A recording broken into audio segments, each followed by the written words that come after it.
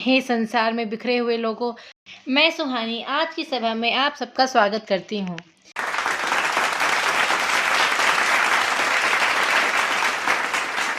हे मनुष्य, संसार में हर मनुष्य की सबसे बड़ी समस्या है कि मेरे साथ ही ऐसा क्यों होता है? क्यों मेरे जीवन में इतना दुख है?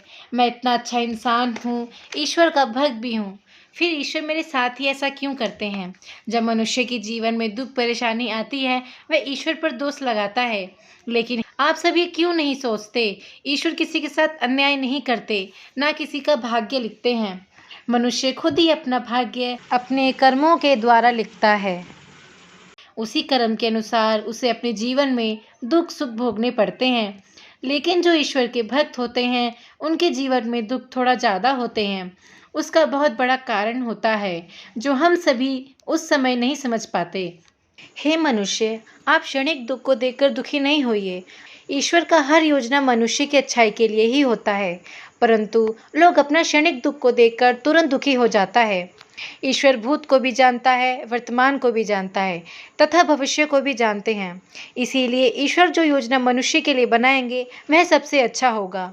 मनुष्य तो केवल बीता हुआ कल को जानता है, वह ना तो वर्तमान को जानता है और न भविष्य को जानता है। इसीलिए मनुष्य यदि अपने लिए कोई योजना बनाएगा तो उस योजना में केवल दुख ही पाएगा। ईश्वर और आदिश्री की योजना आज किसी को अच्छा नहीं लगी, परंतु बाद में वह पूर्णतः सुख देने वाले होते हैं।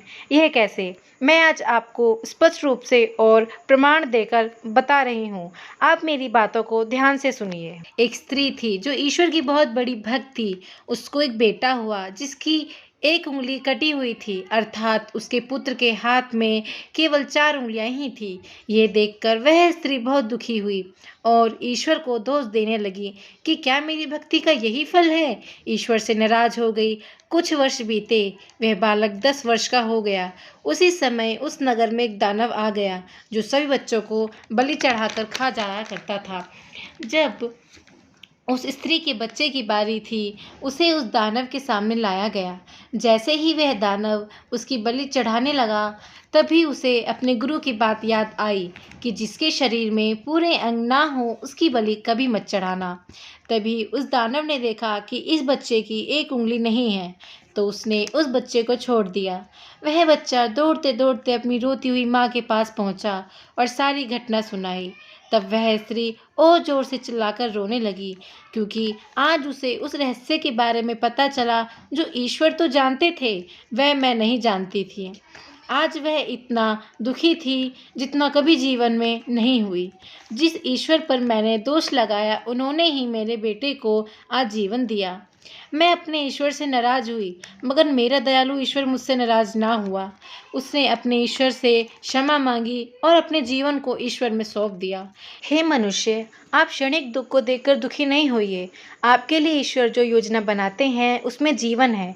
मनुष्य अथवा शैतान आपके लिए जो योजना बनाते हैं, उसमें मृत्यु है। अब आप चुनाव कीजिए, आपको जीवन चाहिए या मृत्यु। यदि आपको जीवन चाहिए तो आप अपने जीवन की योजना ईश्वर को बनाने दीजिए।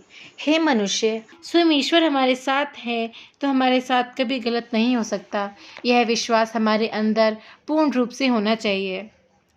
एक कागज का टुकड़ा गवर्नर के हस्ताक्षर से नोट बन जाता है, जिसे तोड़ने, मरोड़ने, गंदा होने एवं जंजर होने से भी उसकी कीमत कम नहीं होती।